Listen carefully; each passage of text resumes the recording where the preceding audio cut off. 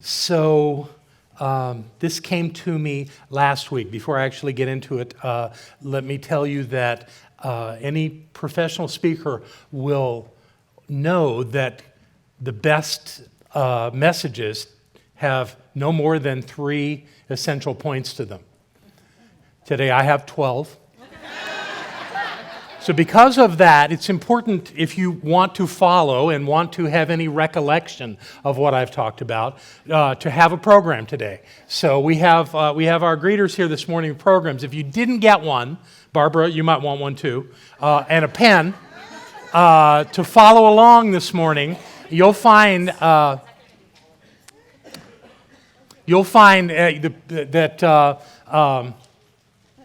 having a pen and being able to write along might just help you get something that would be supportive and helpful to you this morning. So while they're doing that, obviously my conversation is about perfection.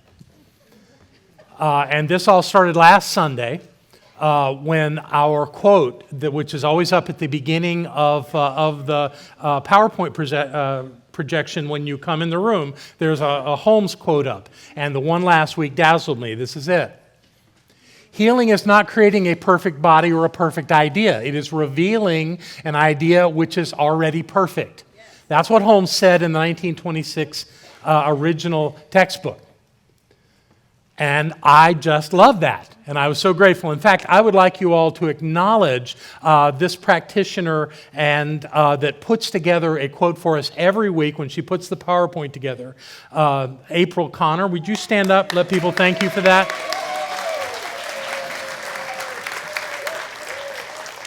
It was interesting at the beginning of her doing that. What's it been, a couple of years you've been doing this? Some of the quotes she would pick from Holmes drove me crazy.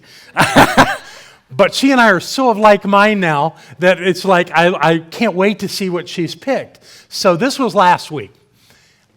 Getting into this idea of perfection, I want to run through some other quotes real quick that Holmes has in the current revised textbook that most people read. I'm going to go through these quickly. The foundation for correct mental treatment is perfect God, perfect man, perfect being. Okay?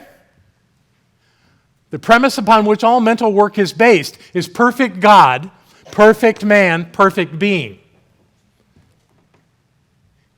In beginning a series of treatments for any person, we start with the idea of perfect God, perfect man, perfect being. Now, I don't think that he forgot that he said this on these other pages. I think he wanted to get us to really think about this. I have more. Start with a simple proposition. The nature of God, of man, and being is perfect, harmonious, whole. Perfect God, perfect man, perfect being. And doing treatment conforms your thought to this idea. Those ideas, and about 80 more, are in the textbook. He really believed in this idea of perfection. But I have to tell you, I don't think most of us get it. If we did, I'm not sure we'd find so much imperfection in our lives. Yet we do. So I want to discuss how we can counteract that today. What we can do to reverse that thing that happens in our lives where we suddenly find things not working. And I want to start with simple definitions, and I didn't do slides on these, but because they're pretty simple. The general definition, the idea of what perfection is that what's happening matches what we want. That's when we say it. Something turns out exactly like we imagined, like we wanted it to. It's exactly that way, and we look and go, oh my God, that's perfect. That's a very limited idea. That's not the greatest understanding of perfection. For me, the idea of perfection is that you as a spiritual being have thoughts. And those thoughts are reflected into the law of spirit and back into your life perfectly. Perfectly. Doesn't mean you like it. But frankly, if you thought about it, you wouldn't like all your thoughts either. Yet there it is, some things in our lives, and we're not happy with it, and we call it imperfect. We call it wrong. We give it all kinds of nasty names. But that's not understanding how it works. What works is that what you're thinking is creating your life right now. One of my colleagues came to an event in Chicago years ago. He wore jeans, which the rule is ministers do never wear jeans on a stage. They had holes in the knees. He had on a scruffy t-shirt and had a cup of coffee. And he got there and said, "What you're thinking about me right now is creating something in your life." That's genius, because that's what happens. And it didn't affect him, it affected people. And of course, we were all aware of what he was doing at that point, so it all made sense. And it pointed out that we have this reactive relationship with life. It's like what we experience is the first time it ever occurred to us, which is just so not true.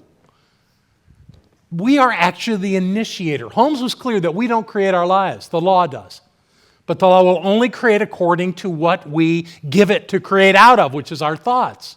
So we, if we're not the initiators, if we are not the creators, we are the initiators of our lives at every point.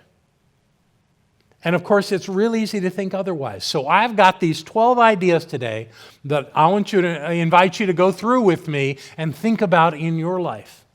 This isn't about making you wrong. It's about exposing some of the things that we use to live in a world that doesn't look perfect. And that maybe if we looked at these things and changed our thinking around them and changed how we so reactively and impulsively apply them to our lives, we might have a life that looked a lot more perfect.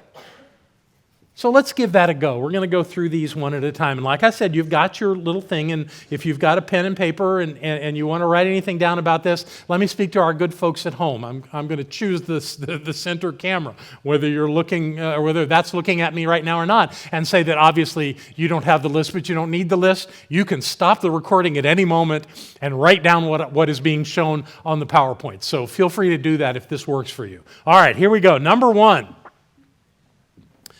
Projecting our unresolved issues. Projecting is such a cool word. And of course, I have 2 degrees in psychology, and projection is like one of those things they teach you really early on.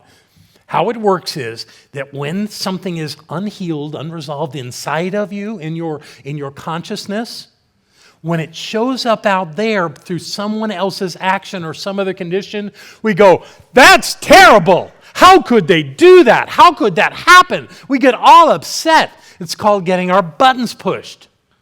And as I like to say, whatever it is that's pushing your button may be pushing it, but it did not install it.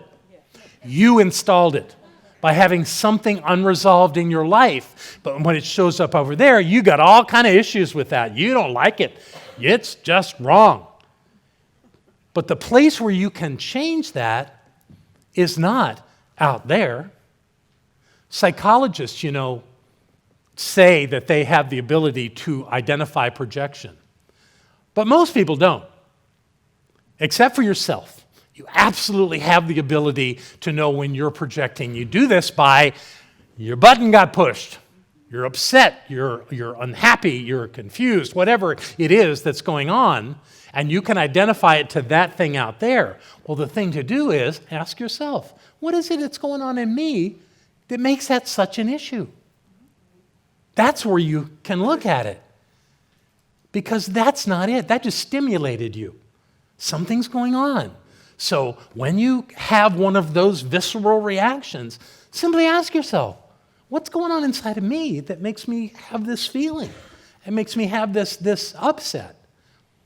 And if you can be that honest with yourself, you will find it. And you will go, oh, I should look at that. I maybe need to rethink that and find a way to neutralize it, to realize that that thing outside of you, that person or that situation, didn't do anything to you. Even if you think it did, oh, they lied to me. Well, could it be that you're lying to you or to someone else? Possibly so. So this is a wonderful tool for recognizing there's something yet to do. And it's through this act of projection. So here's your chance. Clean it up that way. That's what I'm working on. because I still get my buttons pushed, absolutely. That's number one. Number two is being a fault finder. Just a bigger way of saying the same thing. It doesn't necessarily have to be something unhealed. Some people just have a strong tendency to find fault in others. It comes natural, it seems. It's like they have a blessing that they can see where you're wrong or you've done something bad. But truly, the problem in fault finding is with the fault finder, not with everybody else. Some people believe, and I think there's some value in this, that all actions are neutral until we assign some level of value or lack of value to it. So that if we see wrong out there, we have the ability to say, so really, what's going on here? Barbara did a thing 3.5 years, but probably 4 years ago now, with her Prac 2 class, where there was belly aching about the people who were running for president. That year it was in the Republican Party were the primaries, and how people were grumbling about all the candidates. She sent them home with an assignment, said, I want you to go every website of every major candidate and look at their stand on issues and find something you agree with. They came back in the next week and went, whoa, I had no idea. There's all kinds of ways that we can agree on things, and it's really okay to disagree on things. But finding fault and making the other person wrong is not the most effective way. So anytime you find yourself finding fault in someone or something in your life, this is your opportunity to look at it again and see if you can come to a place of greater understanding. Can you apply something to this scenario that will unshackle you from this idea that wrong exists in the world? That possibility is real. Give it a go. Take a quick look and make sure I don't want to say anything else about that. No, that's good. Here's one that's going to push some buttons. Abdicating control in our lives. Now, wait a minute. Surrender is considered this glorious thing that we do. We just surrender it to God. I want you to know God doesn't want your surrender. It's just not a real thing. Now, I don't want to say that surrender is a bad thing. It's not. If you have that notion that you are, what do they say in AA, let go and let God, that what you're really doing is a reset. You're saying, what I've tried so far hasn't worked. I'm going to just let it go. And really, that can be a healthy thing to let it go. But you're really not surrendering to someone in that process. What you're doing is you're looking for another way to resolve some unresolved issue. And that's okay, but the higher truth is that your thoughts are creating your experience. So if something's going on in your life that you don't like, you don't have to manhandle it to get a better outcome. All you have to do is let it go. All you have to do is say, okay, there's something that I don't know about this. There's something that I can't change about this. I'm just going to let it be okay. You're still in control of that. You still get to choose. I still get to say how I want my life to work. Going to battle with something is not the answer. And if that's the opposite of surrender, I get that. But the truth is that you are absolutely in control of your human experience, your earthly experience, as am I. And expecting something else to fix it is not the answer. It's the idea of looking within yourself and finding what it is that will help you move forward in your life. And beyond this idea that something's wrong. Because nothing's wrong with you or with life. Because you're perfect.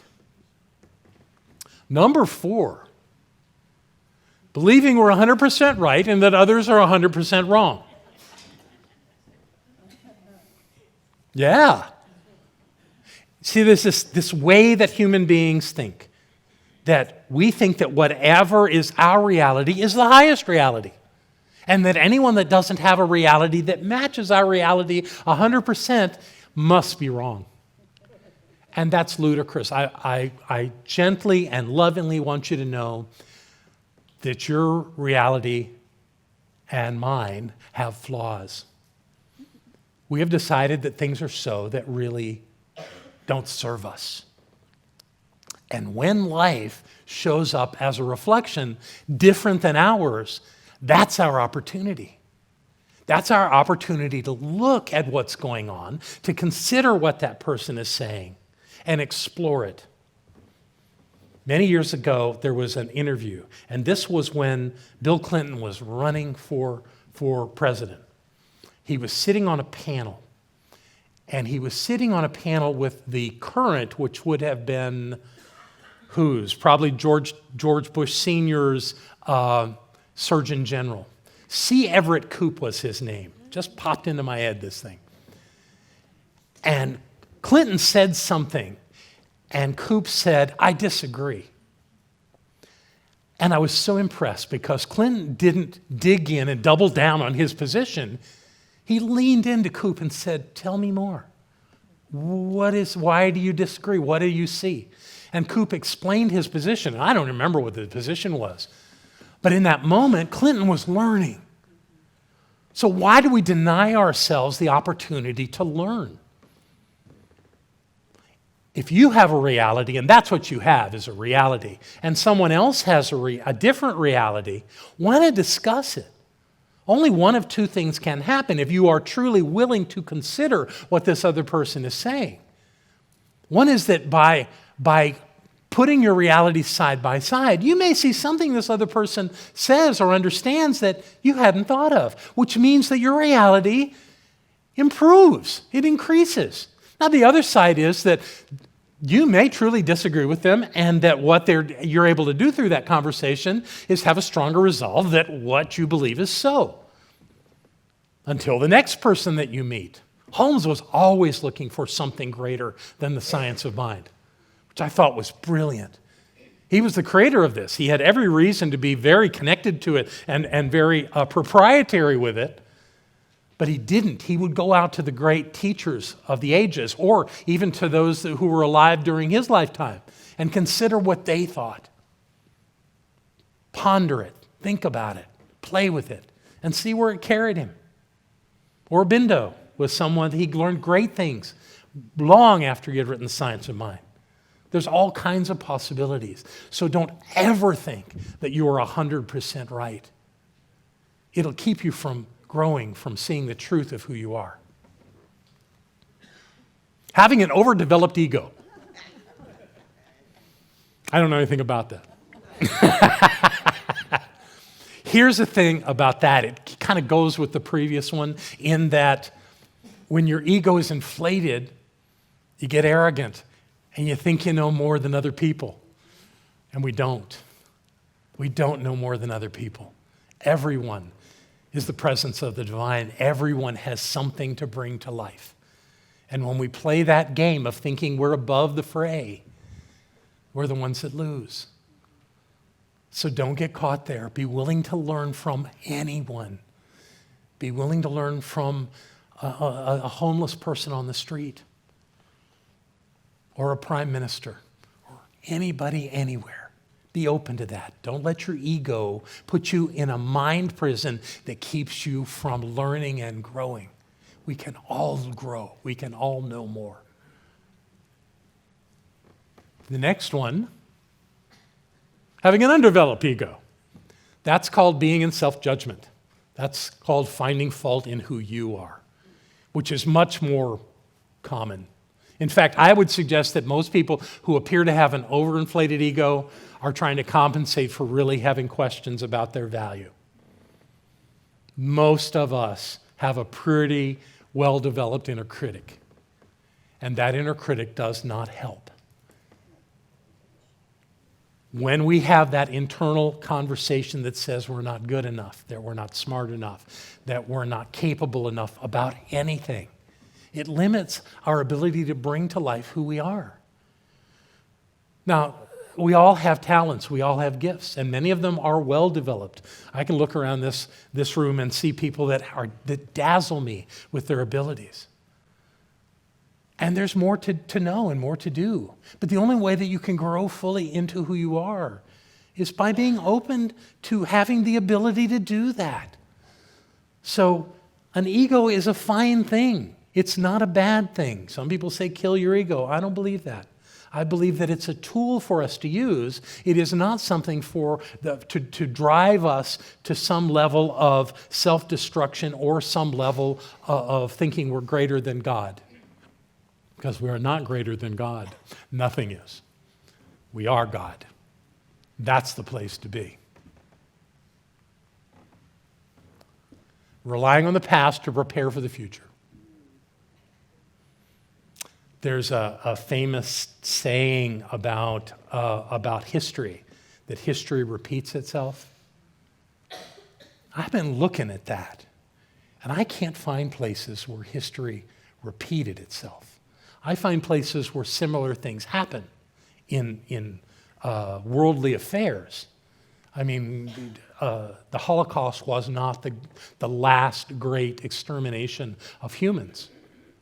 And there will likely be others. But it's not that history repeats itself. And when we get down to our personal life, yes, we have a number of thoughts that keep reoccurring in our thinking.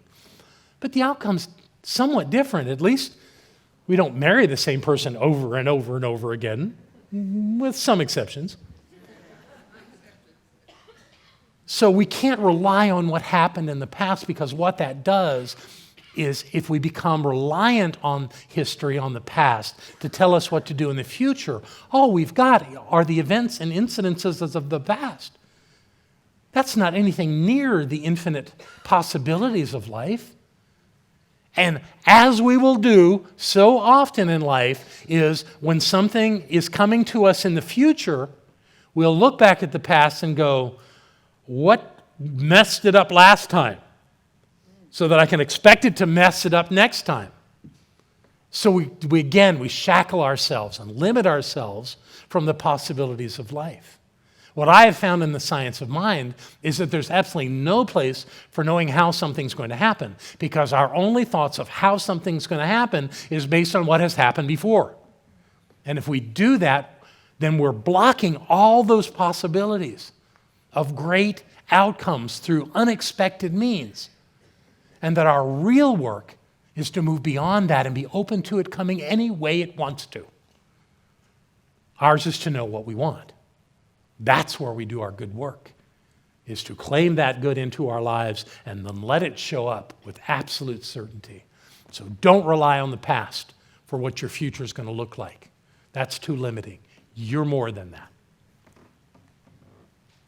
Being overly reliant on experts.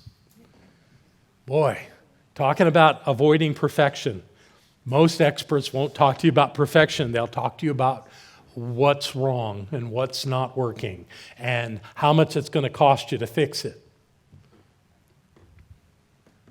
Think about the last time you worked with an expert, any professional, maybe repairing your car, doing some improvements on your home. You want to go to a doctor or health professional, great.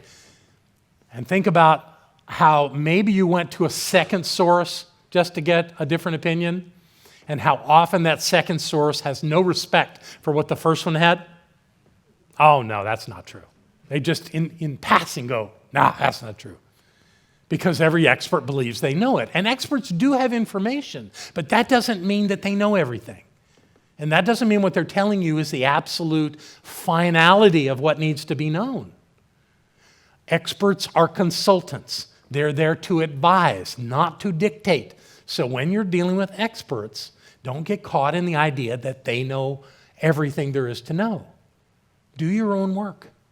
Do your own work and find your own way. Because the perfection that dwells in your life comes from you, not from somebody else. Okay, that was 8. We got to keep going here.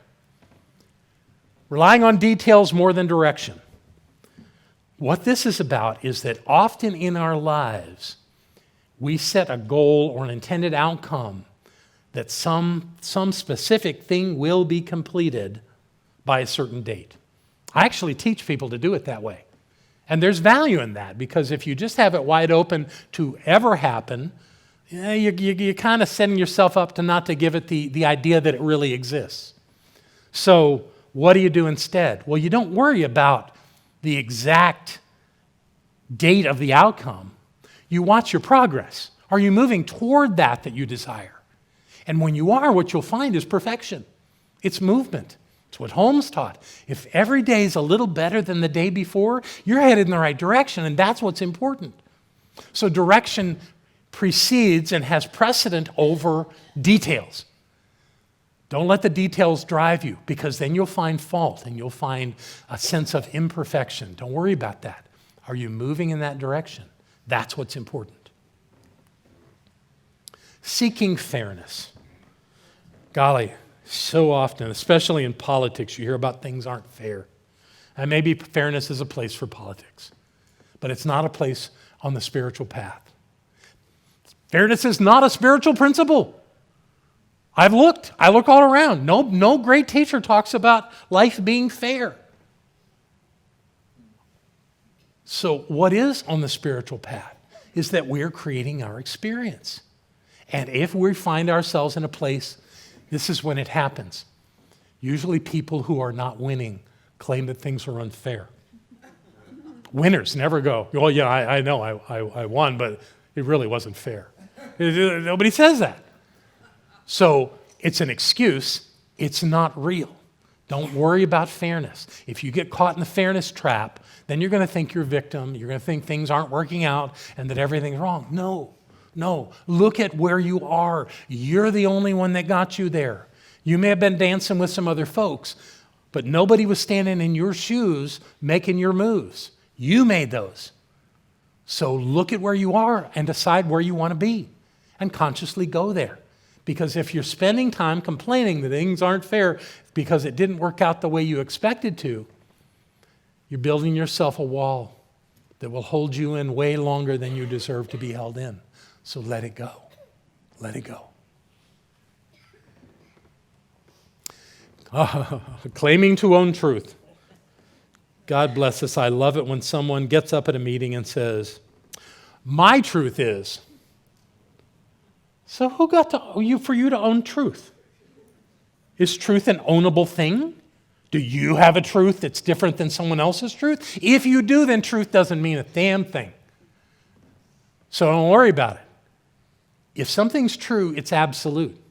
If something is really true and you want to use it with a capital T, then it can't change. It's going to be the same always. Now, I won't say, some people say that all people would agree on what is truth, and I don't think that's so. But I do believe that truth must be a constant. It cannot change. So if you want to rely on a statement of truth, then you must claim that without trying to own it in a way that you could manipulate it.